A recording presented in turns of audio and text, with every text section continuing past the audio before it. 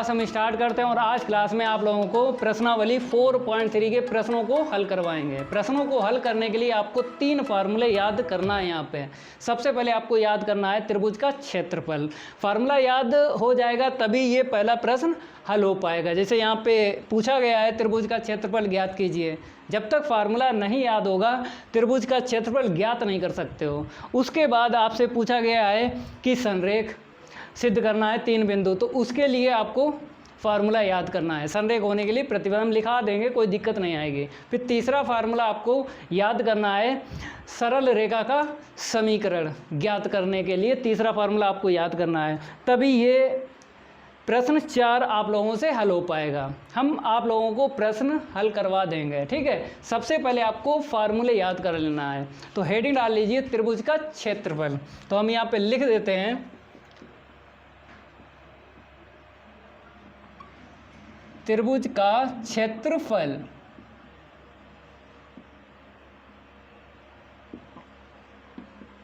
तो यहाँ पर आप लोगों को 3 शीर्ष लेना है, चर में लेना है, क्योंकि फार्मूला चर में आपको याद करना है। फिर संख्याओं में ये आपको बिंदु मिल जाएंगे और वहाँ पे रख देंगे, आंसर शीट निकाल देंगे। तो यहाँ पे 3 शीर्ष हम लेंगे, वो भी चर में। पहला शीर्ष लेंगे x1, y1, दूसरा शीर्ष लेंगे x2, y2 और तीसरा शीर्ष लेंगे x3 और y3। फिर सारणिक रूप में आपको फार्मूला याद करना है, क्योंकि हम आपको पढ़ा रहे हैं पाठ 4 सारणिक। तो सारणिक रूप में ही आपको फार्मूले याद करना है 3। तो पहला आपको याद करना है त्रिभुज का क्षेत्रफल। तो यहाँ पर आप लोगों को 3 शीर्ष लेना पड़ेंगे। यदि लिख देते हैं हम, यदि त्रिभुज के 3 शीर्ष, पहला है x1, y1, दूसरा शीर्ष हम ले लेते हैं x2, y2 और तीसरा शीर्ष ले लेते हैं x3, y3 हों, तब सारणिक रूप में आपको फार्मूला याद करना है। तो यहाँ पे लिख देते हैं तब सारणिक रूप में त्रिभुज का क्षेत्रफल 1/2 x1 y1 1, x2 y2 1, x3 y3 1।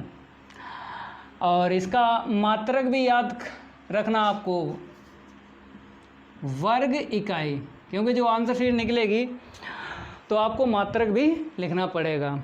तो ये फार्मूला आपको याद करना है, सारणिक रूप में त्रिभुज का क्षेत्रफल, ठीक है। अब इसे हम रफ कर देते हैं। अब आपको संरेख होने के लिए प्रतिबंध याद रखना है, क्योंकि यहाँ पर प्रश्न 2 में यही बोला गया है कि A, B और C ये 3 बिंदु हैं और आपको संरेख सिद्ध करना है। तो सबसे पहले आपको फार्मूला याद करना है, फिर हम LHS लेके चलेंगे और RHS निकालेंगे। तो सबसे पहले इसको नोट कर लीजिए, क्योंकि पहला प्रश्न जो है इसी से लगेगा। अब इसको हम रफ कर देते हैं, ठीक है।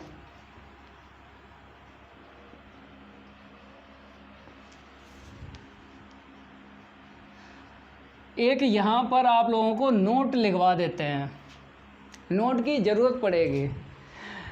हम आपको नोट लिखवाएंगे। यदि प्रश्न में त्रिभुज का क्षेत्रफल दिया जाए तो सारणिक का धनात्मक और ऋणात्मक दोनों मानों को प्रयोग करते हैं। तो ये नोट में आपको लिख लेना है। इस नोट का यूज होगा, जैसे हम बताते हैं, जैसे यहाँ पर प्रश्न 3 में क्या बताया है, k का मान ज्ञात कीजिए और यहाँ पे क्षेत्रफल दे दिया 4 वर्ग इकाई। k का मान निकालेंगे और k का मान निकालने के लिए जो त्रिभुज का क्षेत्रफल दिया गया है 4 वर्ग इकाई, तो आपको प्लस माइनस लेके चलना है, ठीक है। वैसे आपको ये पता है कि त्रिभुज का क्षेत्रफल अगर ऋणात्मक आता है तो हम क्या करते हैं, धनात्मक उसे रख लेते हैं आंसर शीट को। जैसे आंसर शीट आई आपकी इस वाले प्रश्न में निगेटिव की आ गई, 3 पार्ट है ना, पहला पार्ट, दूसरा पार्ट, तीसरा पार्ट। जब भी त्रिभुज का क्षेत्रफल ज्ञात करोगे अगर ऋणात्मक आ जाए तो माइनस हटा देंगे, क्योंकि त्रिभुज का क्षेत्रफल सदैव धनात्मक ही आता है। तो यहाँ पर नोट में हम लिखाते हैं, यदि प्रश्न में त्रिभुज का क्षेत्रफल दिया जाए तो, यहाँ पर आपको दिख रहा होगा लिखा है, यदि प्रश्न में त्रिभुज का क्षेत्रफल दिया जाए तो साड़ी का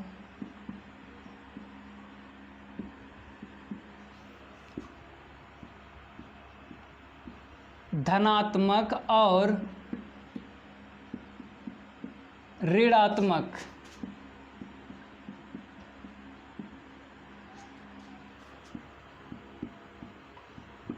दोनों मानों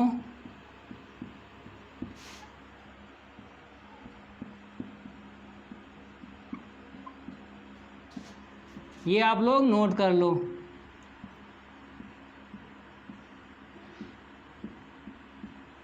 ठीक है, प्रश्न 3 की बात कर रहे हैं। जैसे इस प्रश्न में त्रिभुज का क्षेत्रफल दिया गया है और के का मान ज्ञात करना है, तो इस नोट का हम यूज करेंगे, क्योंकि यहाँ पे लिखा है यदि प्रश्न में त्रिभुज का क्षेत्रफल दिया जाए तो साड़ी का धनात्मक और ऋणात्मक दोनों मानों को प्रयोग करते हैं। ठीक है, इसे नोट कर लो आप लोग।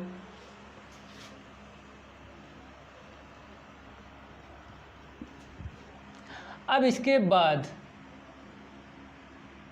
दूसरा फार्मूला आपको याद कर लेना है। यहाँ पे हम लिख देते हैं, संरेख होने के लिए प्रतिबंध।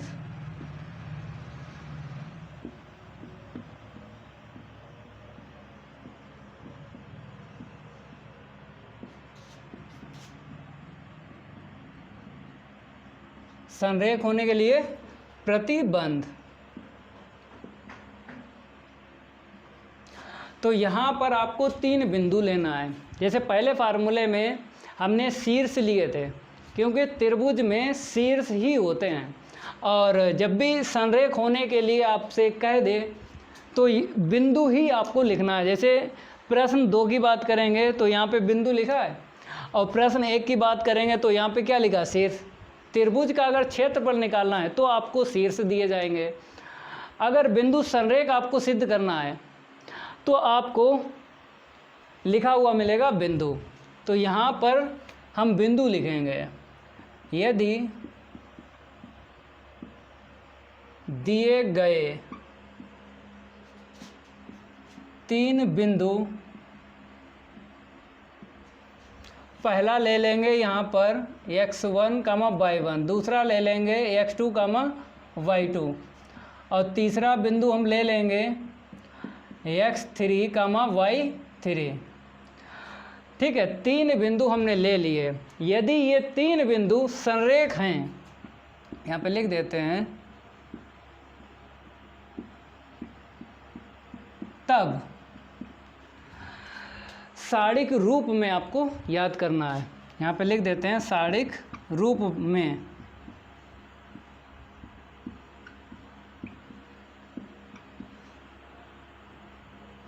पहले हम आपको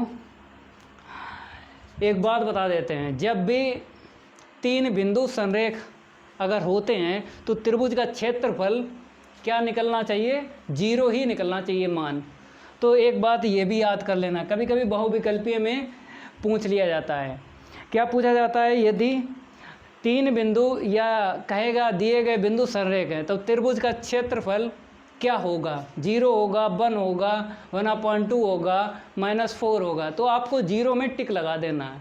तो यहाँ से एक बहुविकल्पी प्रश्न बन सकता है, इसीलिए आपको लिख लेना है यहाँ पे, यदि दिए गए 3 बिंदु पहला, दूसरा और तीसरा संरेख हैं, तब त्रिभुज का क्षेत्रफल जो आंसर शीट आएगी 0 ही आएगी। ठीक है, अब आपको एक फार्मूला और याद करना है, साड़िक रूप में। यह तो इसलिए बता दिया, कभी कभी बहुविकल्पीय में आ जाता है प्रश्न, तो इसीलिए ये आपको याद कर लेना है। त्रिभुज का क्षेत्रफल 0 ही होगा। कब होगा? जब ये 3 बिंदु संरेख हैं तभी त्रिभुज का क्षेत्रफल 0 होगा। अब हमने त्रिभुज का क्षेत्रफल के लिए फार्मूला आपको बताया था, वही यहाँ पे रख लेंगे। 1/2 x1 y1 1 x2 y2 1 x3 y3 1 बराबर 0। अब ये 2 आपको दिख रहा है नीचे, इसका हम इसमें गुणा कर देंगे तो 0 ही बराबर मिलेगा, क्योंकि 2 का गुणा 0 में करेंगे तो 0 ही मिलेगा। तो आपको डायरेक्ट ही 0 यहाँ पे रख देना है बराबर में। और इस साड़ी को सेम टू सेम आपको नोट कर लेना है। x1 y1 1 x2 y2 1 x3 y3 1। तो एक फार्मूला आपको ये भी याद कर लेना है।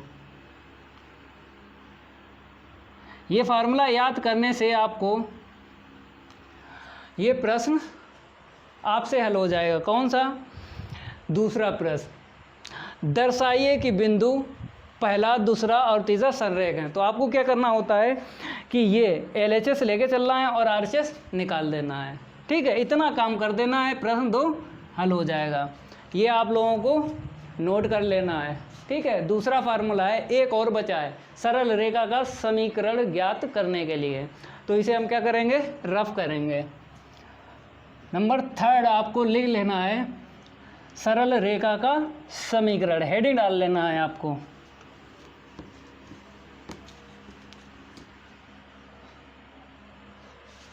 तो यहाँ पर हम हेडिंग डाल देते हैं नंबर 3,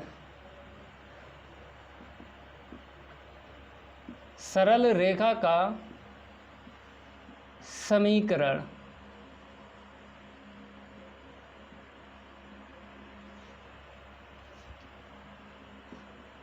इसमें आपको 2 बिंदु लेना है, वो भी चर में ही लेना है, क्योंकि इसमें 2 बिंदु की ज़रूरत पड़ती है। 2 बिंदु की इसलिए ज़रूरत पड़ती है क्योंकि हमें रेखा का समीकरण ज्ञात करना है। जैसे ये बिंदु हो गया 1, ये हो गया 2, दूसरा हो गया। अगर इसे हम मिला दें तो ये रेखा बन गई। तो इसीलिए हमें पहला बिंदु और दूसरा बिंदु, पहले बिंदु और दूसरे बिंदु की ज़रूरत पड़ती है, क्योंकि जब हम मिलाते हैं तो एक रेखा बनती है। तो ये आपको रेखा दिख रही है, आपको रेखा का समीकरण ज्ञात करना है, वो भी चर में ही ज्ञात करना है, क्योंकि चर में आपको फार्मूला याद करना है। तो यहाँ पर 2 बिंदु आपको लेना है। जैसे प्रश्न 4 की बात करते हैं तो यहाँ पे 2 बिंदु आपको दे दिए गए, वो भी संख्याओं में, लेकिन फार्मूला आपको चर में याद करना है। 2 बिंदु ले लेंगे चरों में। देखो कैसे, यहाँ पे बिंदुओं, यहाँ पे लिख देते हैं हम, बिंदुओं x1, y1 और x2, y2 से होकर जाने वाली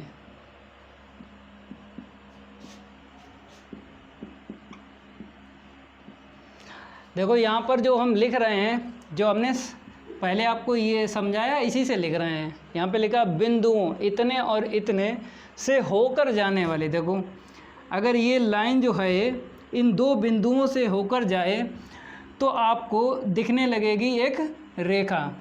ठीक है, और रेखा सीधी सीधी ही होती है, कभी रेखा टेढ़ी नहीं होती है। वक्र टेढ़ा मेढ़ा होता है, रेखा टेढ़ी मेढ़ी नहीं होती है।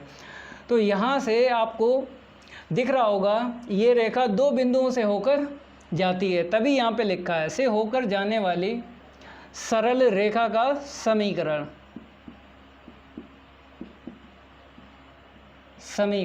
ठीक है, सारिक रूप में आपको याद करना है, क्योंकि आप लोग पढ़ रहे हो पाठ 4 सारिक, तो सारिक रूप में ही आपको फार्मूले याद करना है। सारिक रूप में x1 y1 1 x2 y2 1। ठीक है, ये फार्मूला आपको याद करना है।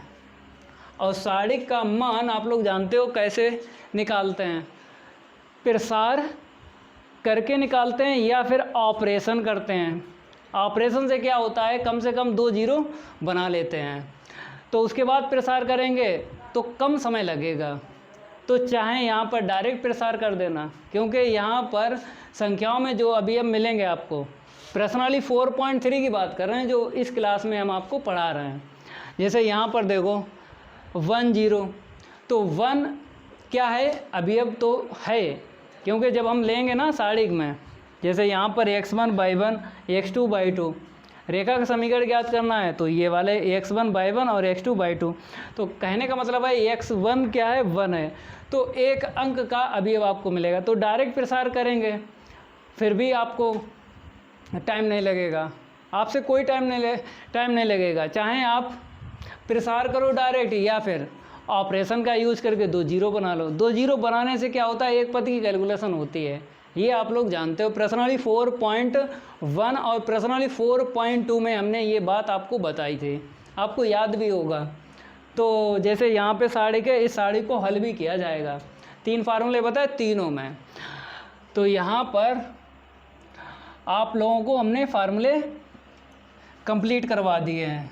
अब देखो पहला प्रश्न अब हल हो जाएगा, क्योंकि प्रश्नावली 4.3 में 3 फार्मूले आपको याद करना थे, वो हमने आपको करवा दिए हैं। अब कोई दिक्कत नहीं आएगी प्रश्न हल करने में। देखो पहला प्रश्न क्या लिखा है यहाँ पे, निम्नलिखित प्रत्येक में दिए गए शीर्ष बिंदुओं वाले त्रिभुजों का क्षेत्रफल ज्ञात कीजिए।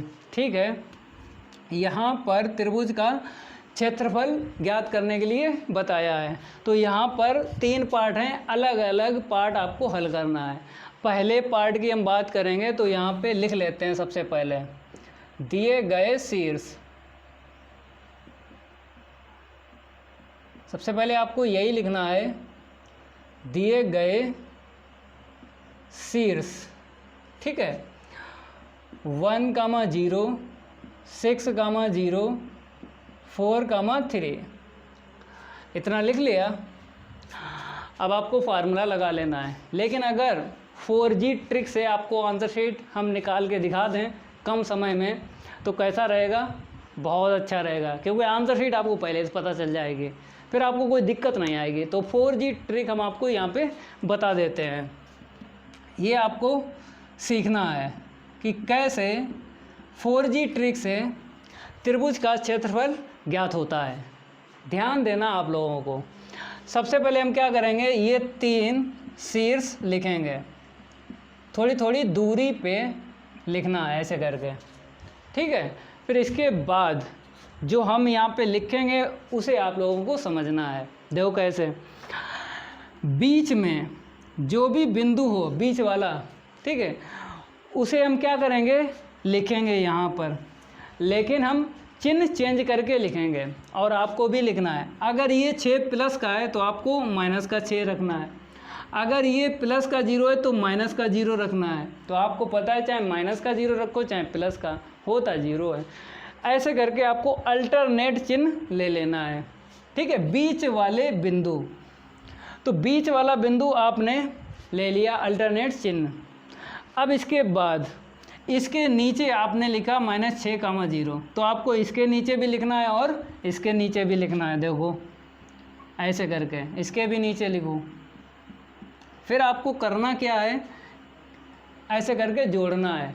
जोड़ोगे तो ये कैंसिल हो जाएगा, प्लस का 6 माइनस का 6 कैंसिल हो गया, और ये 0 0 क्या होगा, 0 ही होगा। ठीक है, ये भी कैंसिल हो जाएगा। अब देखो जब इसे हम जोड़ेंगे तो हमें मिलेगा -5, इसे जोड़ेंगे तो 0 मिलेगा। ये पूरा पूरा कैंसिल हो जाता है, इतना ध्यान रखना है, क्योंकि जब हम अल्टरनेट चिन्ह का लेते हैं, यहाँ पर बीच वाले बिंदु के जो चिन्ह हैं वो हम विपरीत चिन्ह में कन्वर्ट कर देते हैं। जैसे अगर प्लस का है तो माइनस का, तो इसीलिए ये बीच वाला बिंदु कैंसिल हो जाता है पूरा पूरा। यहाँ से एक बिंदु मिलेगा और यहाँ से मिलेगा, तो यहाँ से देखो -6 में से 4 जाएगा, -2 मिलेगा। फिर देखो मीन्स हम जोड़ेंगे, -6 और 4 को जब जोड़ा तो क्या मिला, -2 मिला। 0 और 3 को जोड़ा 3 मिला। जोड़ना है आपको, लेकिन अगर एक प्लस का है एक माइनस का है तो आपको पता है घटाते हैं, तभी यहाँ पे घटाया है। -6 में से 4 गया, -2 मिला। यहाँ पे देखो -6 में से 1 गया, -5 जोड़ा, लेकिन क्या हुआ, घट गया, क्योंकि एक प्लस का एक माइनस का है तो घटेगा तो जरूरी। अब देखो इसके बाद करना क्या है, त्रिभुज का क्षेत्रफल आपको ज्ञात करना है। यहाँ से इन दो बिंदुओं से 1/2 आपको लिखना है। फिर आपको पहले गुणा करना है अंदर वाले जो भी आपको दिख रहे हैं पास पास, देखो 0 और -2 का गुणा करना है ऐसे करके। यही ट्रिक है, यही आपको सीखना है, ठीक है।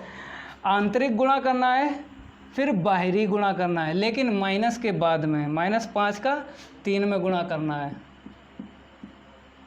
ठीक है। तो अगर हल करेंगे तो यहाँ से 0 मिलेगा और यहाँ minus minus plus, 5 3 15, means answer sheet आएगी 15/2 वर्ग इकाई। तो ऐसे करके 4G ट्रिक से आंसर शीट निकल आती है। लेकिन 4G ट्रिक से अगर लगाओगे तो नंबर आपको नहीं मिलेंगे, क्योंकि आपको 4G ट्रिक से आंसर शीट पहले निकालना है। 4G ट्रिक से आपको लगाना नहीं है। आपको कैसे लगाना है, त्रिभुज का क्षेत्रफल ज्ञात करना है फार्मूले से, जो हमने फार्मूला बताया है, ठीक है। तो इसे हम रफ कर देते हैं। ये तो हमने डायरेक्ट आंसर शीट आपको बताई, कैसे आप लोगों को निकालना है, तो ऐसे करके आप लोग निकाल सकते हो। फार्मूला आपको लगाना है त्रिभुज का क्षेत्रफल, और फार्मूले से ही आपको आंसर शीट निकालना है। पता तो है आंसर शीट कितनी निकालना है, 15/2, क्योंकि 4G ट्रिक से आंसर शीट तो पहले से निकाल ले। तो x1 y1 1, x2 y2 1, x3 y3 1। अब इसके बाद आपको यहाँ पर ये डाल देना है x1 y1, पहला बिंदु x1 y1 और दूसरा बिंदु x2 y2 और तीसरा बिंदु यहाँ पे डाल देते हैं x3 y3, क्योंकि मान आपको रखना है।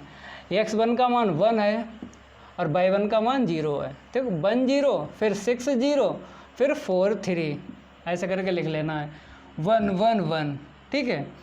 अब चाहो आप लोग डायरेक्ट प्रसार कर लो, फिर भी आंसर शीट आएगी 15/2, क्योंकि आपको पता है जब हम प्रसार करते हैं, अगर संख्याओं में जो अवयव एक-एक अंक के हैं तो डायरेक्ट प्रसार कर देते हैं। अगर संख्याओं में जो अवयव 2-2 अंक के हैं या 3-3 अंक है तो 2 0 बना के प्रसार करते हैं। लेकिन हमने ये भी बताया था, अगर सारणिक में 1 1 1 आपको दिख जाए तो 2 0 बनाना कोई मुश्किल बात नहीं है, सबसे सरल है। चाहे नीचे से बना लो चाहे ऊपर से बना लो। हमने ये बात बताई थी प्रश्नावली 4.2 में। जब भी सारणिक में किसी भी पंक्ति या किसी भी स्तंभ में आपको 1 1 1 1 दिख जाए, अगर आपको पंक्ति में दिख रहा है कि 1 1 1 अवयव हैं तो आपको स्तंभों को घटाना है। अगर आपको स्तंभ में किसी एक स्तंभ में 1 1 1 1 दिख रहा है तो आपको पंक्तियों को घटाना है। ये बात हमने आपको बताई। देखो यहाँ पे 1 1 दिख रहा है, चाहे नीचे से घटा लो चाहे ऊपर से, 2 0 बन जाएंगे। लेकिन यहाँ पर आपको पहले से 2 0 दिख रहे हैं तो 2 0 बनाने की अब कोशिश नहीं करेंगे। वैसे अगर यहाँ पे 0 ना होते तो हमें ये 1 1 से 2 0 मिल जाते हैं, तो एक पद की कैलकुलेशन करना पड़ती। लेकिन यहाँ पर दूसरे स्तंभ में 2 लगातार 0 मिल गए हैं, तो अब आपको 0 नहीं बनाना है, क्योंकि 2 0 मिल गए हैं, चाहे पंक्ति में मिल जाएं चाहे स्तंभों में मिल जाएं। तो उसी के सापेक्ष हम प्रसार करते हैं जिसमें 2 0 मिल जाते हैं या हमें बनाना पड़े। तो यहाँ पर ऑटोमेटिक में लगाएं दूसरे स्तंभ में लगातार 2 0, तो इसी के सापेक्ष आपको प्रसार कर देना है और आंसर शीट मिल जाएगी 15/2।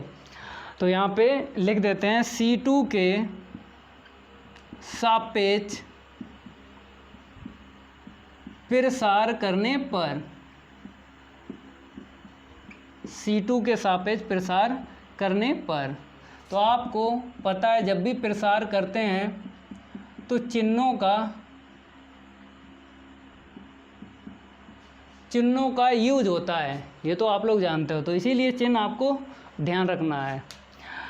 तो यहाँ पर देखो 0 लेंगे, लेकिन माइनस यहाँ पे लेना है, 0 लिखना है, ठीक है। फिर आपको प्लस लिखना है चिन्ह यहाँ से, फिर दूसरा अवयव, फिर आपको माइनस लिखना है, फिर ये 3 अवयव लिख देना है। इसके लिए आपको ब्रैकेट में लिखना पड़ेगा, ये बात आपको पता है। जैसे ये 0 डायरेक्ट लिख देना है, 3 लिखा तो इसके लिए आपको ब्रैकेट में लिखना है। कैसे? छुपाना पड़ता है। ये 3 कहाँ पे है बताइए? तीसरी पंक्ति में है और दूसरे स्तंभ में है, तो आपको छुपाना है ऐसे करके। अब आपको गुणा करना है, 1 का 1 में किया तो 1 मिला, माइनस के बाद में 6 का 1 में गुणा करेंगे तो 6 मिलेगा। अब देखो कितना आएगा, 1/2। यहाँ पर देखो माइनस का 3 और माइनस का 5 हल करेंगे, 5 15/2 वर्ग इकाई। देखो आंसर शीट आ गई है। तो ऐसे करके आपको लगा लेना है, सारे लग जाएंगे, दूसरा और तीसरा भी, ठीक है। तो इसको हम रफ कर रहे हैं और दूसरा इसका पार्ट भी आपको लगा के दिखा रहे हैं।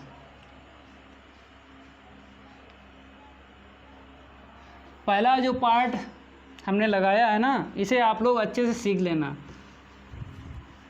क्योंकि अगर पहला पार्ट आप लोगों ने सीख लिया तो दूसरा पार्ट और तीसरा पार्ट आपसे हल हो जाएगा। क्योंकि आपको पता है गणित में क्या होता है, प्रैक्टिस करना ज़रूरी है। क्योंकि अगर गणित में प्रैक्टिस करोगे तभी आप गणित इंटर में 100 में 100 नंबर ला सकते हो। और आपको पता है वाईफाई सक्सेस क्लासेस का वादा नंबर सबसे ज़्यादा, ये तो आप लोग पता है। क्योंकि 4G ट्रिक से हम आंसर शीट भी आपको बताते हैं। अगर कहीं बीच में कहीं ना कहीं गलत हो जाए तो आंसर शीट तो पता ही है पहले से, तो आपको रख देना है डायरेक्ट, कोई दिक्कत नहीं आएगी। बीच में कहीं स्टेप में गलत हो जाए, अगर आंसर शीट आपकी करेक्ट है, सही है, तो आपको पूरे ही नंबर मिलेंगे। जैसे बात करते हैं सेकंड वाले पार्ट की, देखो 4G ट्रिक से आंसर शीट पहले ही से हम निकाल के आपको बताएंगे।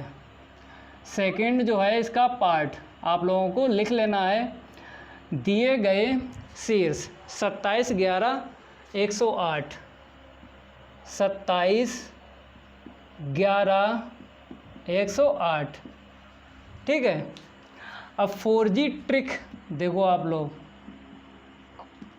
आंसर शीट तो पहले से हम आपको बताएंगे कैसे निकलती है। 27 11 108 ऐसे करके आपको लिख लेना है। फिर बीच वाला आपको देख लेना है, बीच वाला बिंदु, यही तो आपको दिख रहा है, 1, यहाँ पे शीर्ष बोलेंगे। क्योंकि त्रिभुज में जब भी त्रिभुज का क्षेत्रफल ज्ञात करने के लिए आता है तो प्रश्न में शीर्ष लिखा होता है, बिंदु नहीं। तो यहाँ पर शीर्ष आपको बीच वाला देखना है और उसके चिन्ह आपको बदल देना है। अगर ये प्लस का है तो आपको माइनस का लिखना है, बाद वाला प्लस का है तो माइनस का लिखना है, ठीक है। ये ध्यान रखना, अल्टरनेट आपको चिन्ह लेना है। फिर आपने इसके नीचे ये लिखा ना, इसी को देख के, तो -1, -1 इसके नीचे भी लिखना है और इसके नीचे भी लिखना है, ऐसे करके, ठीक है।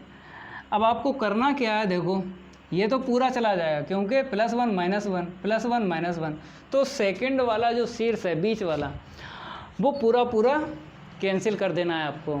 फिर देखो अब आपको जोड़ना है, 2 और -1 जोड़ोगे तो 1 मिलेगा, 7 और -1 जोड़ोगे तो 6 मिलेगा। यहाँ पे जोड़ो, 10 और -1 जोड़ोगे 9 मिलेगा, घट जाएगा ना। 8 और -1 को जोड़ोगे तो घट जाएगा, 7 मिलेगा। अब आपको त्रिभुज का क्षेत्रफल निकाल देना है, 1/2। और कैसे आपको पता है, पहले हम आंतरिक गुणन करेंगे, 6 9 54, फिर माइनस के बाद में बाहरी गुणन करना है, 1 का 7 में 7 1 7। अब आपको घटा लेना है, 14 में 7 गए 7 मिलेगा, और यहाँ पर 4, ठीक है। तो 47/2 ये आंसर शीट आएगी। तो यहाँ पे हम लिख देते हैं 47/2, यही आपको आंसर शीट निकालना है जो 4G ट्रिक से निकाली है आप लोगों ने।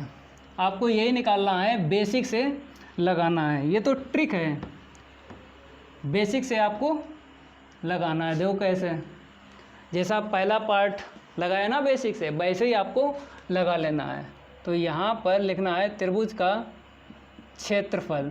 फार्मूला पहले लिखना है, x1 y1 1, x2 y2 1, x3 y3 1। ठीक है, अब 1/2 x1 यहाँ से ले लो, क्योंकि आपको पता है पहला बिंदु यहाँ पे लिखना है, दूसरा बिंदु यहाँ पे लिखना है, तीसरा बिंदु यहाँ पे लिखना है। तो 27 11 108 ऐसे करके लिख देना है। और तीसरा जो स्तंभ है 1 1 1, यहाँ पर आप लोग देख लो, अगर प्रसार डायरेक्ट करेंगे तो कुछ टाइम ज़्यादा लगेगा, कुछ लगेगा, ज़्यादा नहीं लगेगा, क्योंकि जो संख्याओं में अवयव हैं एक एक अंक के हैं। यहाँ पर केवल 2 अंक का है, वो भी 0 वाला अवयव है, 10 100। तो इस प्रकार के अवयव सरल होते हैं, गुणा उड़ा करें। लेकिन हमने एक बात आपको बताई थी, अगर 1 1 1 आपको दिखता है तो आपको 2 0 बना ही लेना है। बहुत सरल होते हैं, चाहे नीचे से बना लो चाहे ऊपर से। देखो, और यहाँ पर फिक्स ऑपरेशन है, क्योंकि तीसरा स्तंभ जो होता है त्रिभुज का क्षेत्रफल में 1 1 बना ही तो होता है। तो हर एक प्रश्न में आपको यूज़ कर लेना है, जब भी 2 0 बनाना है फिक्स होते हैं यहाँ पर ऑपरेशन, चाहे नीचे से बना लो चाहे ऊपर से। तो हम नीचे से बना रहे हैं, R3 माइनस का R2, ये 2 ऑपरेशन याद कर लेना है आपको, यही यूज होंगे, ये फिक्स ऑपरेशन है। ठीक है, अगर ऊपर से बना रहे हो तो ये आपको यहाँ पर याद कर लेना है, R2 tense to R2 minus R3।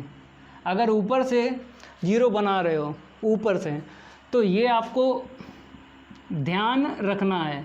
अगर नीचे से बना रहे हो 2 0, तो ये ध्यान रखना है, यहाँ पे फिक्स हैं। ठीक है, जैसे प्रश्नावली 4.2 में ऑपरेशन फिक्स नहीं थे, तो यहाँ पर फिक्स हैं। तो जब फिक्स हैं तो सरल है ना। अब देखो, घटाओ, 1 में से बन जाएगा 0, 8 में से 1 जाएगा 7, 10 में से 1 जाएगा 9। ठीक है, अब यहाँ पे देखो, 1 में से 1 जाएगा 0, 1 में 7 जाएगा माइनस का 6, 1 में से 2 जाएगा माइनस का 1 मिलेगा। अब आपको 2 7 1 ऐसे लिख लेना है, क्योंकि हमने ऑपरेशन यूज किए तीसरी पंक्ति में और दूसरी पंक्ति में। तो आप अभी अब चेंज हो जाएंगे, जिस पंक्ति में आप लोग ऑपरेशन यूज कर रहे हो और जिसमें नहीं यूज कर रहे हो उसे, उसके अभी अब सेम टू सेम देखो, 271 लिख दिया। अब आपको प्रसार कर देना है, क्योंकि 2 0 मिल रहा है, तो C3 के सापेक्ष प्रसार कर दो। एक पद की कैलकुलेशन होगी, यहाँ पर 1 दिख रहा है, इसी की केवल कैलकुलेशन होगी, और ये 2 0 हो जाएंगे पद। तो इसे हम रफ कर देते हैं। ठीक है, थोड़ा सा। इसके बाद यहाँ पर ऊपर ही आपको हल करना है, क्योंकि स्पेस की हमें ज़रूरत पड़ेगी। तो हम क्या करेंगे, C3 के सापेक्ष प्रसार करेंगे। और आपको पता है जब भी प्रसार करते हैं तो चिन्हों का यूज होता है, तो चिन्ह आप लोग ध्यान रखना। ठीक है, तो जब हम 1 लिखेंगे ना, तो प्लस माइनस प्लस का 1 अब छुपाना है। पहली पंक्ति तीसरा है, इसका इसमें गुणा करो, माइनस का 7, फिर माइनस के बाद में इसका इसमें गुणा करेंगे तो माइनस माइनस प्लस, न छंगा 54, और ये क्या आएगा, 0 ही आएगा, प्लस माइनस प्लस। ठीक है, अब इस लाइन को हम रफ कर देते हैं, क्योंकि इसका यूज करके ही हमने ये लाइन लिखी है। अब 1/2 अब घटाओ, क्योंकि यहाँ पर और यहाँ पर तो 0 0 हो गया, केवल इसको हल करना है। 14 में से 7 जाएंगे 7, यहाँ पे 4 बचेगा, तो 47/2 आंसर शीट आई। देखो यही आई, तो आंसर शीट पहले से ही आपको पता रहेगी। 4G ट्रिक से आपको बेसिक से लगाना, क्यों बेसिक से ही आपको नंबर दिए जाएंगे। अगर बेसिक से लगाया, 4G ट्रिक से लगाया तो नंबर नहीं दिए जाएंगे। तो 4G ट्रिक केवल और केवल आंसर शीट बताने के लिए होती है, मीन्स आंसर शीट निकालने के लिए होती है। हम बता रहे हैं तो हम कह रहे हैं आपसे बताने के लिए होती है, वैसे तो आंसर शीट निकालने के लिए होती है 4G ट्रिक। ठीक है, अब देखो आप लोग तीसरा वाला देख लो, इसका पार्ट।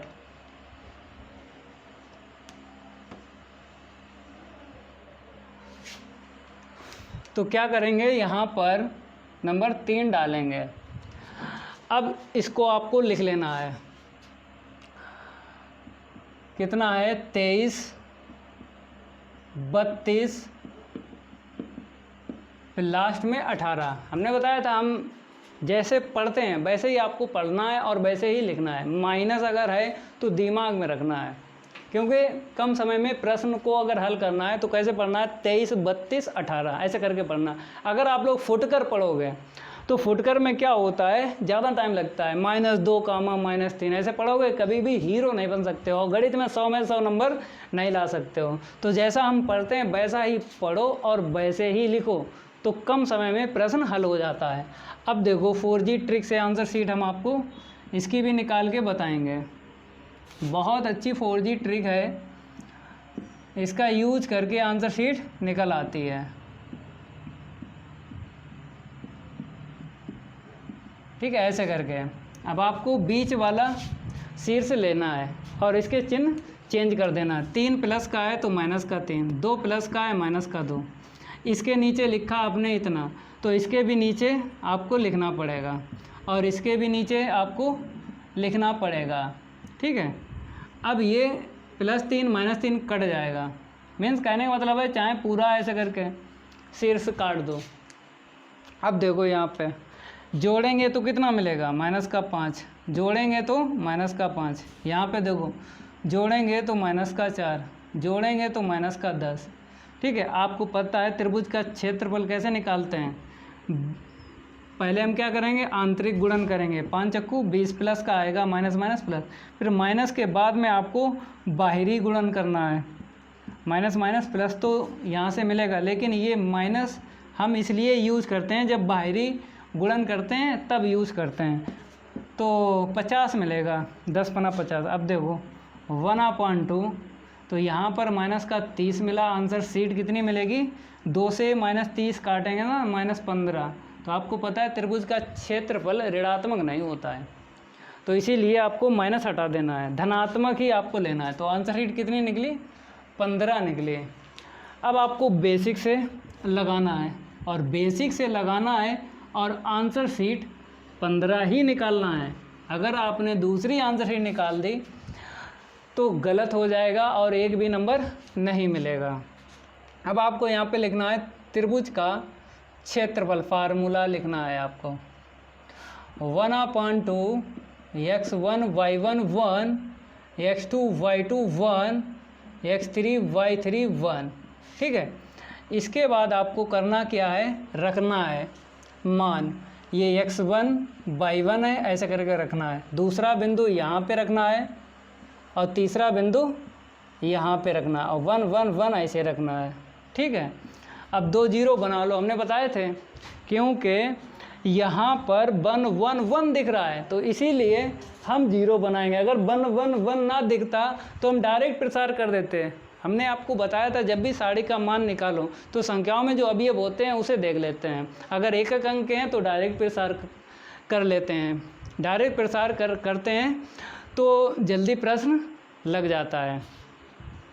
अगर संख्याओं में जो अवयव यहाँ पे दिख रहे हैं अगर 2 2 अंक या 3 3 अंक होते तो हम 2 0 बनाते, ऑपरेशन का यूज़ करते हैं। लेकिन यहाँ पे एक एक अंक का है अवयव तो आपको डायरेक्ट प्रसार कर देना है। लेकिन एक बात याद और रखना है, अगर 1 1 1 आपको दिखता है तो ज़रूर 2 0 बना लो, क्योंकि 1 1 आपको दिखता है तो कोई दिक्कत नहीं आती है 2 0 बनाने में, ऑटोमेटिक बन जाते हैं। देखो चाहे नीचे से बना लो चाहे ऊपर से, क्योंकि एक पद की कैलकुलेशन होगी। अगर अभी आप लोगों ने प्रसार कर दिया तो 3 पद की कैलकुलेशन करना पड़ेगी। अगर चाहते हो कि एक पद की कैलकुलेशन करना पड़े और 1 1 तो दिख ही रहा है तो आराम से, हमने क्या बताया था, ये फिक्स होते हैं यहाँ पे ऑपरेशन, यहाँ पर कोई दिक्कत नहीं आती है। यहाँ पे जब फिक्स होते हैं तो आपको ध्यान रखना, 1 में से बन गया 0, माइनस का 10, माइनस का 4, घटाओ 0, घटाओ तो 5, घटाओ तो 5। ठीक है, जानते तो वही घटाना। जब ये ऑपरेशन हमने यूज किया तीसरी पंक्ति में दूसरी पंक्ति घटाएंगे तो 1 यहाँ पे घटाओगे 0 नहीं मिलेगा, -2 यहाँ पे घटाओगे तो -10 नहीं मिलेगा, -3 घटाओगे -4 नहीं मिलेगा। अब यहाँ पे देखो 1 यहाँ पे घटाओ 0 मिला, -3 जब यहाँ पे घटाओ माइनस माइनस प्लस हो गया 3, 3 + 2 5, ये घटाओगे माइनस माइनस प्लस हो गया 2, 2 3 5 हो गया। तो ऐसे करके आपको ऑपरेशन का यूज करना है। और आपने ऑपरेशन का यूज किस पंक्तियों में किया है? तीसरी और दूसरी में। और पहली पंक्ति में ऑपरेशन यूज नहीं किया तो उसके अवयव आपको सेम टू सेम लिख लेना है, -2 -3 1। अब आपको प्रसार करना है, किसके सापेक्ष करोगे? C3 के सापेक्ष, क्योंकि C3 में ही 2 0 लगातार दिख रहे हैं। तो जिस स्तंभ या जिस पंक्ति में आपको लगातार 2 0 दिख जाएं तो उसी के सापेक्ष प्रसार करना है। तो C3 के सापेक्ष प्रसार करेंगे। तो यहाँ पर देख लीजिए 1/2 ये ले लो, प्लस माइनस प्लस, ठीक है। पहला अगर पद आपको लिखना है, अगर प्लस चिन्ह मिल जाए तो प्लस लिखते नहीं हैं। अब इसके बाद 1 है ना, तो इसके लिए ब्रैकेट में आपको लिखना है, छुपाना है। ये 1 जो है कहाँ पे है? पहली पंक्ति तीसरे स्तंभ में है, छुपा लेना है। इसका इसमें गुणा करो, -50 मिला, फिर माइनस के बाद में इसका इसमें गुणा करो तो कितना मिलेगा? -20। तो क्या हो गया? +20, ठीक है। अब आपको ये डायरेक्ट ले लेना है, -0 + 0, क्योंकि 0 अगर अवयव हैं तो उन्हें कोई दिक्कत नहीं होती लिखने में, डायरेक्ट आपको लिख देना है। यहाँ पे देखो कितना मिलेगा, घटाओगे तो -30, काटोगे ना ऐसे करके तो -15 मिलेगा। तो त्रिभुज का क्षेत्रफल हमेशा धनात्मक ही होता है, तो आपको प्लस कर लेना है और यहाँ पे लिख देना है वर्ग इकाई। मात्रक हमने बताया था, पहला जब फार्मूला आप लोगों को हमने बताया तो हमने एक बात आपको बताई, अगर मात्रक नहीं लिखा तो नंबर काट लिए जाएंगे। तो इसीलिए आंसर शीट जब आ जाए वर्ग इकाई जरूर लिख देना है। तो पहला क्वेश्चन जो है हल कर दिया है, आप लोग कंप्लीट करो। अब देखो दूसरा प्रश्न हल करवाएंगे। तो यहाँ पर संरेख के लिए क्या होगा? फार्मूला लगेगा, जो फार्मूला नंबर 2 है। तो यहाँ पर जो बिंदु दिए गए हैं उसे आपको सिद्ध करना है, संरेख हैं। दर्शाइए लिखा है, दर्शाइए का मतलब यही होता है, या प्रश्न में दर्शाइए लिखा हो या दिखाइए। तो इस प्रकार से आपको क्या करना है? सिद्ध ही करना है। तो देखो यहाँ पर हम 2 लिख देते हैं और दिए गए सबसे पहले बिंदु लिखना है आपको। दिए गए बिंदु ए दिया गया है, ए बी + C, फिर B दिया गया है BC + A, फिर C दिया गया है CA + B, ठीक है। संरेख होने के लिए प्रतिबंध आपको याद है। तो यहाँ पे क्या करेंगे? LHS लेके चलेंगे और 0 ही आपको लाना है, क्योंकि जब 0 आ जाएगा ये बिंदु जो हैं क्या हो जाएंगे? संरेख हो जाएंगे। संरेख का मतलब यही होता है कि एक ही रेखा में तीनों बिंदु, एक ही रेखा में अगर तीनों बिंदु हैं तो इस कंडीशन पर क्या होता है? तीनों बिंदु कैसे होते हैं? संरेख, एक ही रेखा से होकर जाएं। तो देखो हम क्या करेंगे, यहाँ पर LHS ले लेंगे। LHS आप लोग जानते हो, x1 y1 1, x2 y2 1, x3 y3 1, यही बताया था हमने। बराबर इसके क्या बताता है? 0। तो 0 तब हम बराबर लेके चलेंगे जब हमसे कोई मान पूछे, के का मान ज्ञात कीजिए या पी का मान। यहाँ पर सिद्ध करना है तो आपको आंसर शीट 0 लाना है। तो पहला बिंदु यहाँ पे लिखना है आपको ए बी + C, ठीक है। दूसरा बिंदु आपको यहाँ पे लिखना है BC + A, तीसरा बिंदु आपको यहाँ पे लिखना है CA + B, ठीक है। चाहो तो यहाँ पर x1 y1 लिखो, x2 y2 लिखो, चाहे x3 y3 लिखो, क्योंकि फार्मूले में हमने जो 3 बिंदु बताए थे वही तो हैं। तो पहला बिंदु आपको यहाँ पे रखना है, दूसरा बिंदु यहाँ पे रखना है और तीसरा बिंदु यहाँ पे रखना है, जो हमने रख के आपको दिखा दिया। अब देखो आंसर शीट क्या लाना है? हमें 0 ही लाना है। और 0 आपको पता है गुणधर्म 3 से गुणधर्म 3 में इसे कन्वर्ट कर दें तो आंसर शीट डायरेक्ट 0 मिल जाएगी। इन अवयवों को हम क्या करेंगे, कन्वर्ट करेंगे। कैसे? गुणधर्म 3 का यूज आपको पता है, किसी भी सारणिक में वो भी 3x3 कोटि की ही होना चाहिए। 2 पंक्तियां या 2 स्तंभ अगर एक जैसे हैं तो उस सारणिक का मान क्या होता है, 0। तो आपको 2 पंक्ति या 2 स्तंभ एक जैसे बनाना है, गुणधर्म 3 का यूज करना है, डायरेक्ट आंसर शीट आ जाए। क्योंकि ए अगर हम इसे दे दें तो a + b + c मिलेगा, अगर b हम इसको दे दें तो a + b + c मिलेगा, अगर ये c हम इसको दे दें a + b + c मिलेगा। तो ऑपरेशन हम यूज करेंगे किस में, इसमें यूज करेंगे। तो आपको हमने प्रश्नावली 4.2 में ये बात बताई, जिस पंक्ति या जिस स्तंभ में अवयव बड़े हैं तो उसी में आपको ऑपरेशन करना है। तो देखो यहाँ पर हमें C2 लेना है, C2 + C1। दूसरी पंक्ति में हम पहली पंक्ति मीन्स पंक्ति नहीं बोलेंगे, स्तंभ बोलेंगे, दूसरा स्तंभ हम लेंगे और दूसरे स्तंभ में हम क्या करेंगे, पहला स्तंभ जोड़ देंगे। C2 + C1 का मतलब यही है। और आपको लिखना कहाँ है, दूसरे स्तंभ में, ठीक है। तो जब a यहाँ पर हम देंगे तो a + b + c हो जाएगा। आपको पता है जोड़ने का मतलब यही तो होता है कि संगत अवयव जोड़े जाते हैं।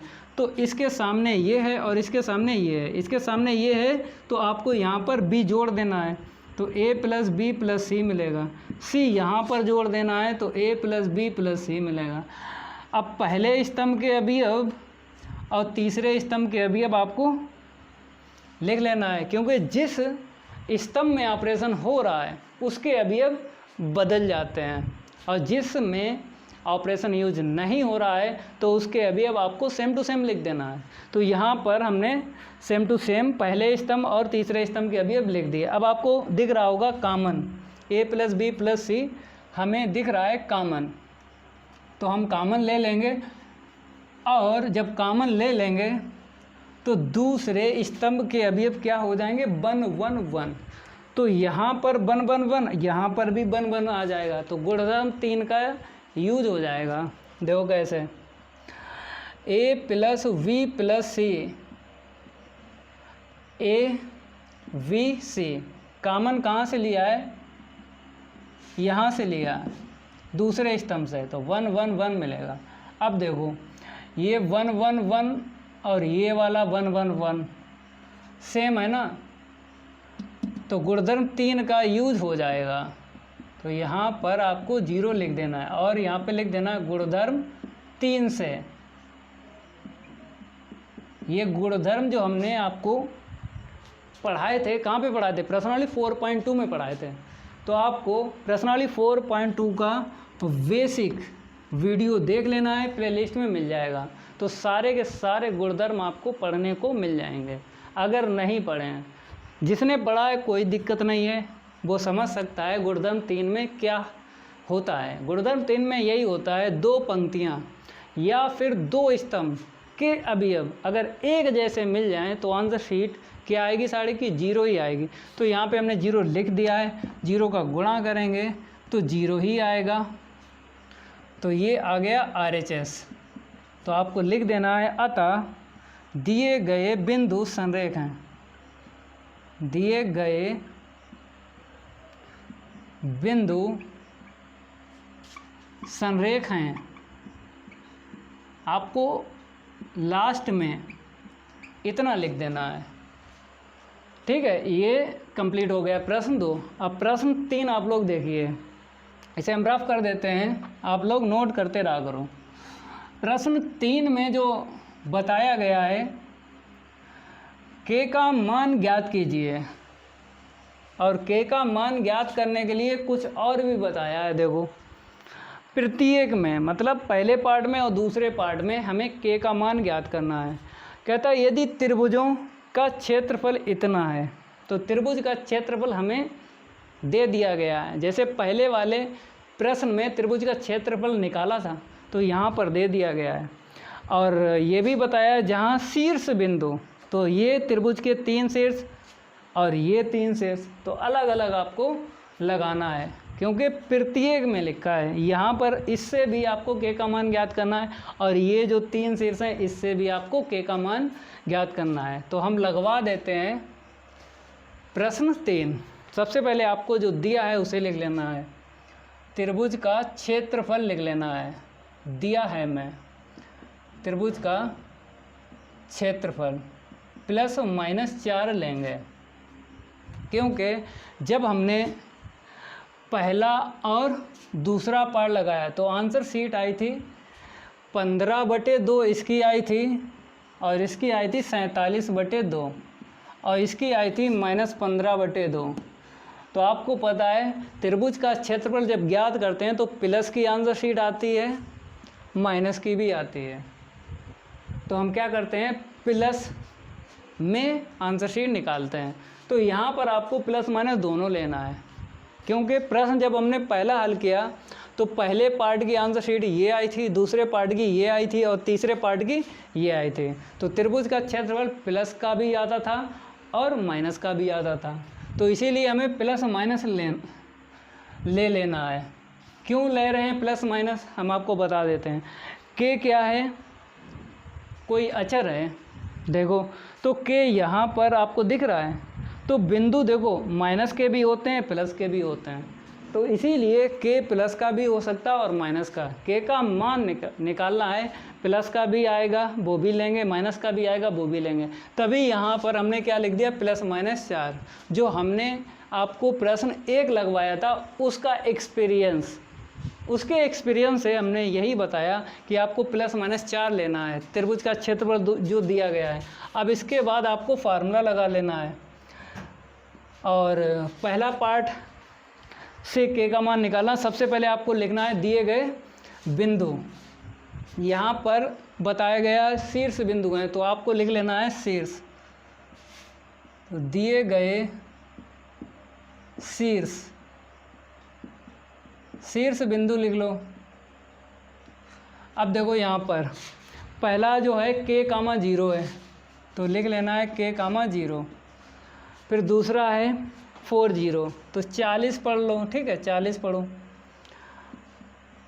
फिर लास्ट वाला और लिख लेना है। फिर इसके बाद हमें यहाँ पर बता देना है कि k बराबर क्वेश्चन मार्क। इसका मतलब ये है कि k का मान ज्ञात करना है। अब आपको फार्मूला लगाना है, त्रिभुज का क्षेत्रफल, त्रिभुज का क्षेत्रफल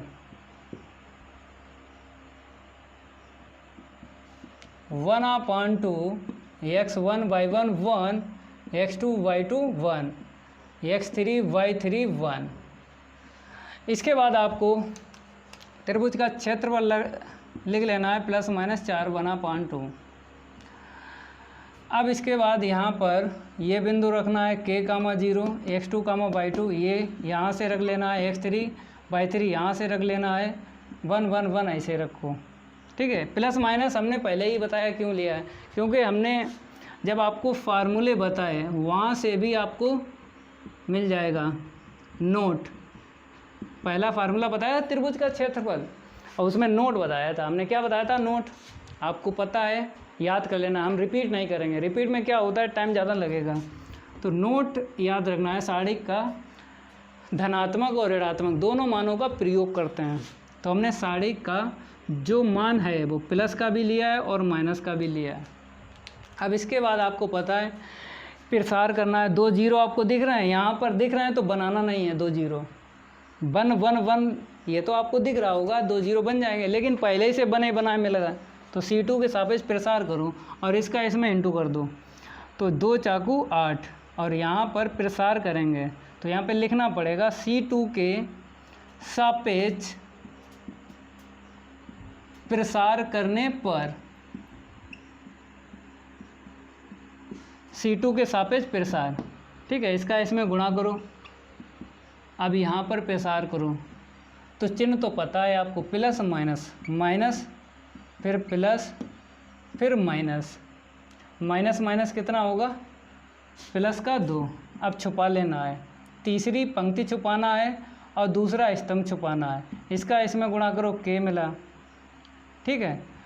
आपको पता है जब हमने 2 लिया माइनस का तो छुपाना है तीसरी पंक्ति और दूसरा स्तंभ। इसका इसमें गुणा किया k और 4 का 1 में करेंगे तो माइनस के बाद में लिखना पड़ेगा।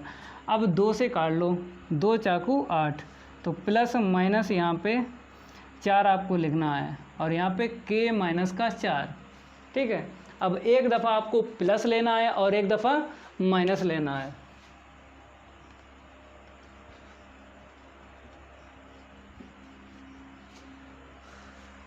तो यहाँ पर लिख देते हैं प्लस व माइनस लेने पर,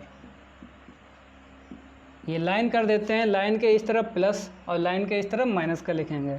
तो 4 इक्वल k माइनस का 4 इस तरफ लिख लेंगे हम, माइनस का 4 इक्वल इस तरफ लिखेंगे k माइनस का 4।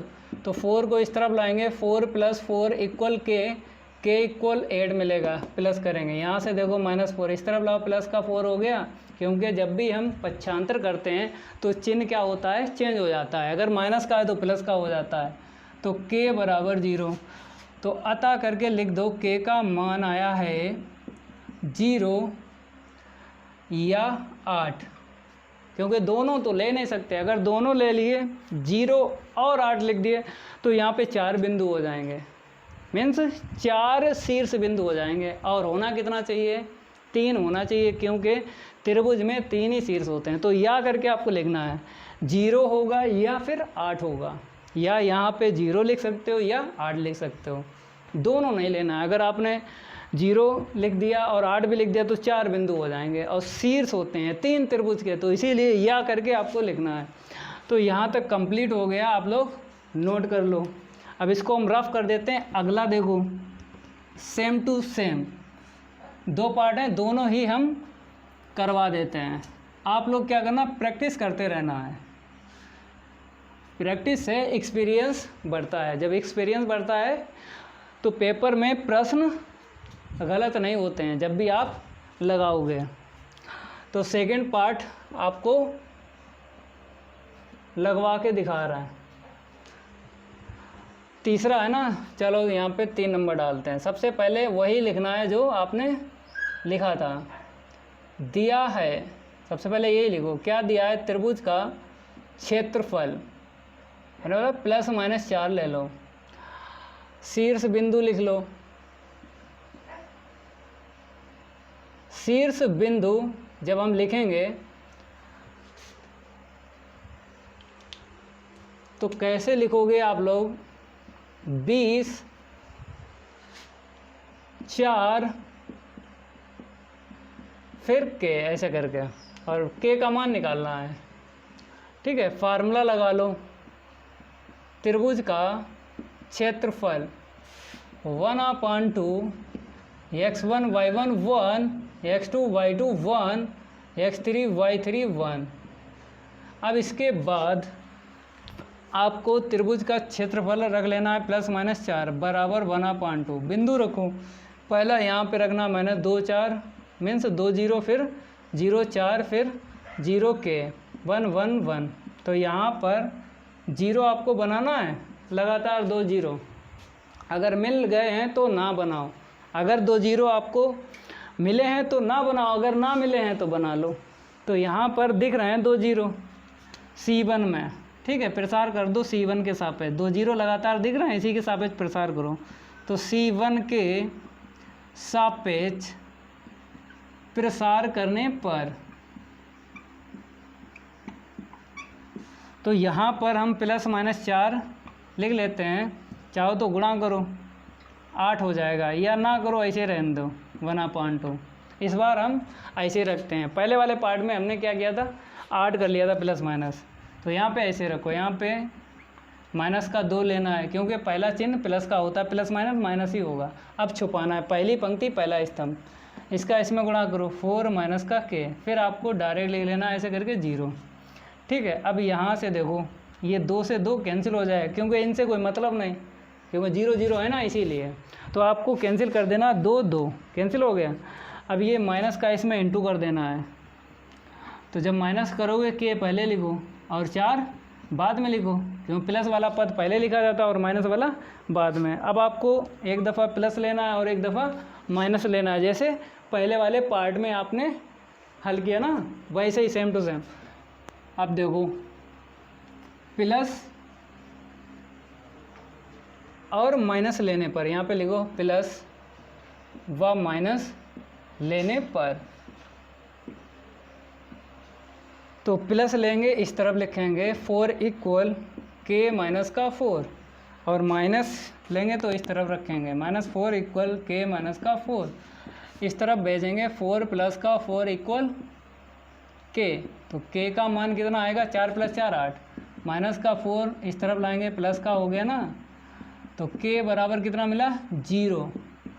तो आपको अता करके लिख देना है के का मान जो निकला है 0 होगा या फिर 8 होगा, दोनों नहीं ले सकते हो एक साथ, या तो 0 ले सकते हो या 8 ले सकते हो। अगर दोनों मान ले लिए तो 4 शीर्ष हो जाएंगे, और त्रिभुज का जो क्षेत्र मीन्स त्रिभुज के जो शीर्ष होते हैं कितने होते हैं 3 होते हैं। तो आपको आंसर शीट कैसे लिखना है 0 या 8 या लिखना है, यहाँ पे इतना ध्यान रखना है। कंप्लीट हो गया। अब देखो प्रश्न 4 में बताया गया है कि सरल रेखा का समीकरण ज्ञात करना है। मीन्स सरल रेखा या फिर रेखा एक ही बात है, रेखा का समीकरण ज्ञात कीजिए। तो आपको फार्मूला तीसरा लगाना है। तो 2 बिंदु यहाँ पर मिल गए हैं, तो डायरेक्ट वही हिंदी लिखेंगे, वही हिंदी लिखो फार्मूले वाली, बिंदुओं 1, 2 और 3, 6 12, 36 लिखो से होकर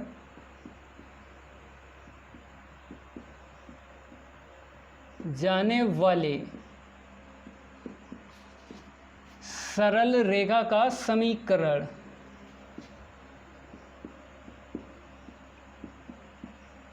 फार्मूला लगा लो x y, सारणिक विधि में लगाना है, बराबर 0 लगा लिया। अब मान रखो ये x1 y1 है, ये x2 y2 है, तो x y1 ऐसे लिख लेना है। x1 y1 यहाँ से लिखो 1 2, x2 y2 का मान यहाँ से रखो 3 6, और ये 1 1 तो ऐसे लिखना है, ठीक है। अब प्रसार कर दो, आंसर शीट आ जाएगी, लेकिन 2 0 बना लो, क्योंकि 1 1 आपको दिख रहा है, तो 2 0 बनाने में कोई दिक्कत नहीं आएगी। देखो कैसे, इसके आगे यहाँ से लिखना है, नीचे से बना लो R3 - R2, तीसरी पंक्ति में हम दूसरी पंक्ति घटाएंगे, फिर हमें क्या करना है दूसरी पंक्ति लेना है, दूसरी पंक्ति में पहली पंक्ति घटाना है। 1 में से बन गया 0, ये ऑपरेशन यूज कर रहे हैं। 6 में से 2 गया 4, 3 में से 1 गया 2। अब ये वाला ऑपरेशन यूज करो, 1 में से 1 गया 0, 2 में से y गया तो सेम टू सेम आपको लिखना है, 1 में से x गया सेम टू सेम लिखना है। अब आपको पहली पंक्ति के अवयव सेम टू सेम लिख लेना है, क्योंकि जिस पंक्ति में ऑपरेशन यूज करें उसी के अवयव बदलेंगे, और जिसमें ऑपरेशन यूज नहीं हो रहा है तो उसके मीन्स अवयव सेम टू सेम रहेंगे। अब आपको प्रसार करना है, किसके सापेक्ष करना है C3 के सापेक्ष। लगातार 2 0 दिख रहे हैं, तो जिस स्तंभ में या जिस पंक्ति में लगातार 2 0 आपको दिख जाएं तो उसी के सापेक्ष प्रसार आप लोगों को करना है। C3 के सापेक्ष प्रसार करने पर तो यहाँ पर प्लस माइनस प्लस, प्लस का 1, तो पहला पद अगर प्लस का है तो प्लस लिखते नहीं हैं। अब आपको छुपाना है, पहली पंक्ति पहला स्तंभ, इसका इसमें गुणा करो, तो आपको मजला ब्रैकेट लेना है। इसका इसमें गुणा करेंगे तो गुणा करेंगे नहीं, अभी किया नहीं है, बाद में करेंगे, अभी दिखाया है। फिर माइनस के बाद में इसका इसमें गुणा करो 2 माइनस का y, फिर यहाँ पर डायरेक्ट आपको लिख लेना है ऐसे करके, और बराबर 0 तो लेके चलना है आपको, तभी तो रेखा का समीकरण निकलेगा। ठीक है, समझ में आया? हम आपको बता देते हैं। पहली पंक्ति तीसरा स्तंभ छुपाओ, इसका इसमें गुणा किया, इसका इसमें किया, ठीक है। अब 1 है ना, 1 का इसमें करें कोई दिक्कत नहीं है। 4 का गुणा करो, 2 दूनी 4 माइनस माइनस प्लस, ठीक है, इस 4 से ये 4 कैंसिल, तो 2y इक्वल कितना आएगा 4x, तो 2 दूनी 4, तो y इक्वल क्या आया 2x। ये रेखा का समीकरण है। या करके आप ऐसे भी लिख सकते हो 2x माइनस का y बराबर 0, ऐसे भी लिख सकते हो, या फिर ऐसे भी लिख सकते हो। कैसे? y माइनस का 2x बराबर 0। तो चाहे ऐसे लिखो, चाहे ऐसे लिखो, चाहे ऐसे लिखो, ठीक है, कोई दिक्कत नहीं आएगी। हो गया। अब दूसरा वाला देखो, इसका पार्ट।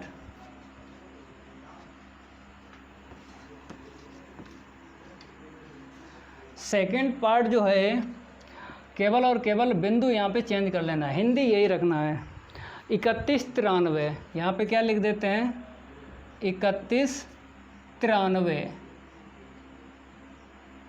ठीक है। अब फार्मूला लगाओ, xy1 x2 y2 1 x3 y3 1 equal 0, मान रख लो xy1 x2 नहीं, यहाँ पर x1 y1 x2 y2, ठीक है, चाहे जैसे बिंदु रखो, लेकिन x और y आपको सेम टू सेम रखना है। यहाँ पर आपको केवल 2 बिंदु लेना है, चाहे यहाँ पर x2 y2 ले लो, चाहे यहाँ पर x3 y3 ले लो, ठीक है, कोई दिक्कत नहीं है। केवल x और y ध्यान रखना है, ये ज़रूर होगा एक पंक्ति में। बाकी दूसरी और तीसरी पंक्ति में चाहे आप x2 चाहे फार्मूला ये लगा लो, कोई दिक्कत नहीं, गलत नहीं होता है। x2 y2 1 x3 y3 1 चाहे ये लगा लो, क्योंकि हमें इससे मतलब है, क्योंकि इसी से तो रेखा का समीकरण निकलेगा, कोई दिक्कत नहीं है।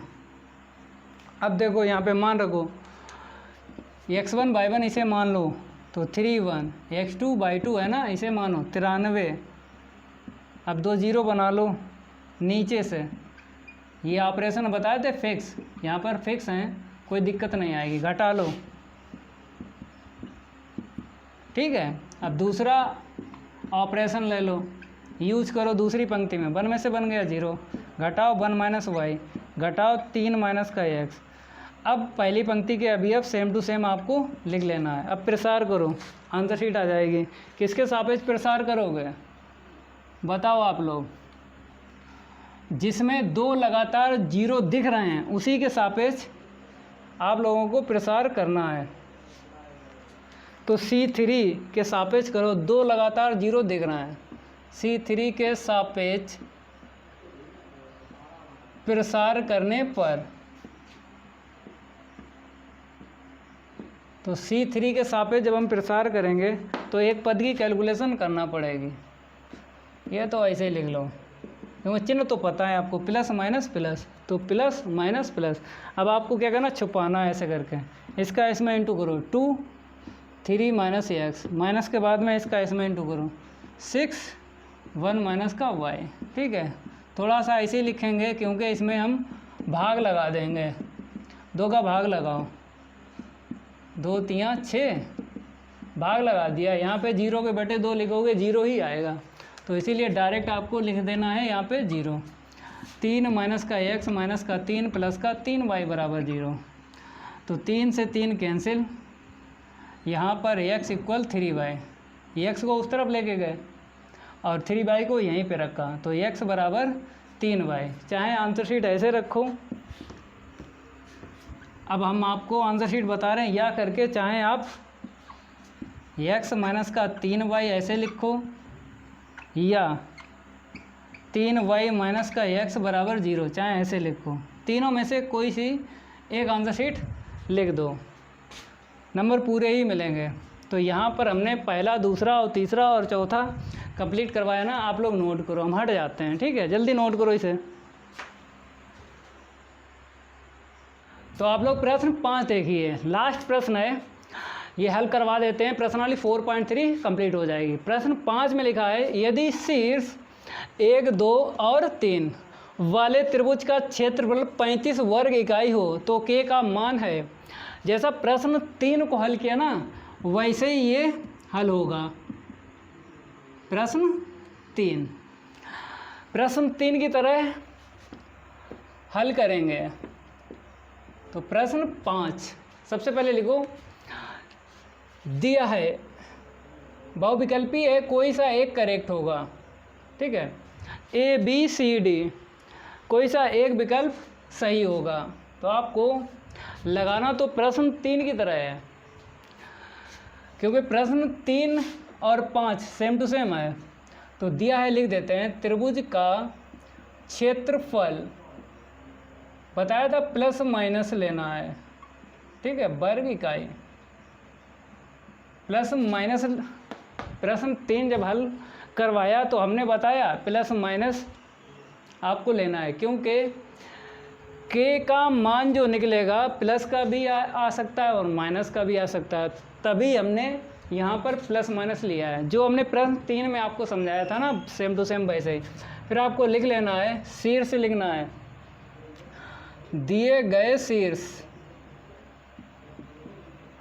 शीर्ष देखो यहाँ पर 3 हैं, एक 26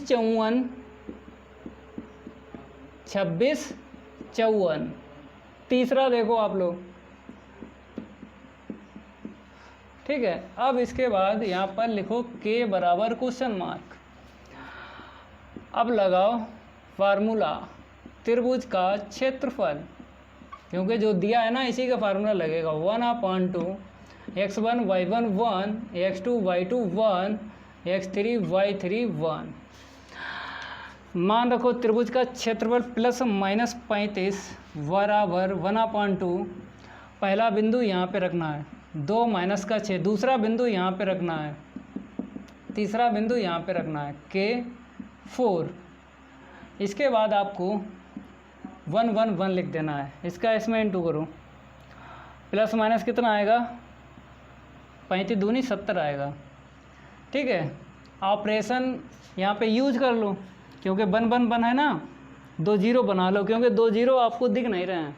अगर दिख जाते तो हम उसी पंक्ति या उसी स्तंभ के सापेक्ष प्रसार करते जिसमें 2 0 दिख जाते, लेकिन अब आपको बनाना है। ऊपर से बना लो चाहे नीचे से बना लो, चलो ऊपर से चलो नीचे से बनाते हैं। R3 में R2 घटा लो, 4 में 4 गया 0, के माइनस का 5, क्योंकि 2 0 बनाने से क्या होगा, एक पद की कैलकुलेशन करना पड़ेगी, इसीलिए 2 0 बना लो, क्योंकि 1 1 अगर दिख जाए आपको किसी भी पंक्ति किसी भी स्तंभ में, तो 2 0 100% आपको बना ही लेना है। अब दूसरा ऑपरेशन आपको पता ही है, यहाँ पर ऑपरेशन फिक्स हैं। R2 में R1 को घटा लो, दूसरा 0 मिल जाएगा, 1 में से बन गया 0, घटाओगे ये प्लस का 6 होगा, 6 4 10, घटाओ 5 में 2 गया 3 मिला।